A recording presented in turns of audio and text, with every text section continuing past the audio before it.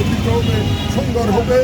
আজকে জলাবদ্ধতার কারণে চট্টগ্রামে যারা ক্ষতিগ্রস্ত হয়েছে, আমি আমার ব্যক্তিগত পক্ষ থেকে আমার প্রিয় নেতা, বাংলাদেশের অভিসম্পাদিত নেতা জনাব তারেক রহমানের পক্ষ থেকে এবং বিএনপির পক্ষ থেকে তাদের কাছে আমরা তাদের এই ক্ষতির জন্য আমরা দুঃখ প্রকাশ করছি। আমরা মর্মাহত। ইনশাল্লাহ আমরা চেষ্টা করছি যাতে ইনসান এই জাতীয় অনাকাঙ্ক্ষিত ঘটনা না ঘটে। এখানে যে সমস্যা, সেই সমস্যা কিন্তু আপনারা সমাধান করার কোনো সমস্যা।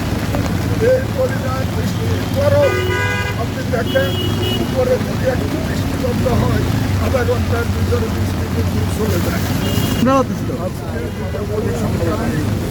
আজকে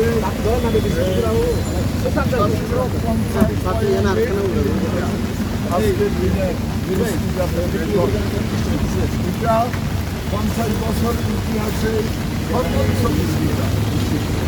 আমরা চট্টগ্রাম উন্নয়ন চট্টগ্রাম সিটি কর্পোরেশন আমাদের সাথে আছে বাংলাদেশ আমাদের এখানে দায়িত্বপ্রাপ্ত আমাদের প্রকল্প পরিচালক ভূমিকা করেছে। আপনারা জানেন এক সময় চট্টগ্রাম ছিল একটা আধুনিক নাগরিক সবুজ চট্টগ্রাম। 30 বছর আগে যারা এই চট্টগ্রামকে দেখেছে, সেই চট্টগ্রাম ছিল পাহাড়, সমতল, আঁকাবাঁকা কর্ণবতী নদী এবং বঙ্গোপসাগরের মোহনা। কালের বিবর্তনে বেশিরভাগের অপরিকল্পিত নগরায়নের কারণে, পাহাড় কাটার কারণে চট্টগ্রাম আজকে চালক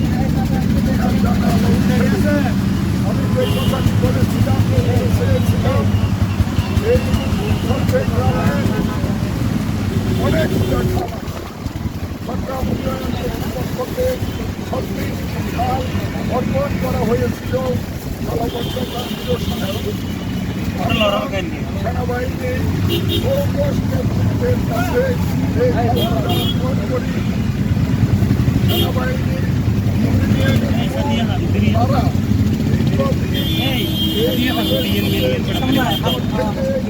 প্রায় 5,500 বৈধ অবৈধ ভবন ভেঙে মোটামুটি শেষ করতে হয়েছে। সেই ক্ষেত্রে আমরা যে খালগুলো নিয়ে কাজ করি, আমরা সেই খালগুলোর দিকটাই আপনাদেরকে দেখি। পাশাপাশি এখানে তো আমার বেরো, এখানে আমার রাজনীতি, আমি এখানে নাগরিক হিসাবে আমারও দায়িত্ববদ্ধতা। যেখানেই পানীয় ঢুকতে গেলে তাদের সান্নিধ্যে যাবো। তাদের এগুলো যদি সফল হয় তাহলে পানি ঠিকভাবে মানুষ না। কিন্তু আপনাদেরও এখানে আপনাদের আহ্বান জানাই ড্রেনে এই যে পলিথিন আস্থা গরু পেয়েছে আমাদের বলেছিল, সেখানে আপনার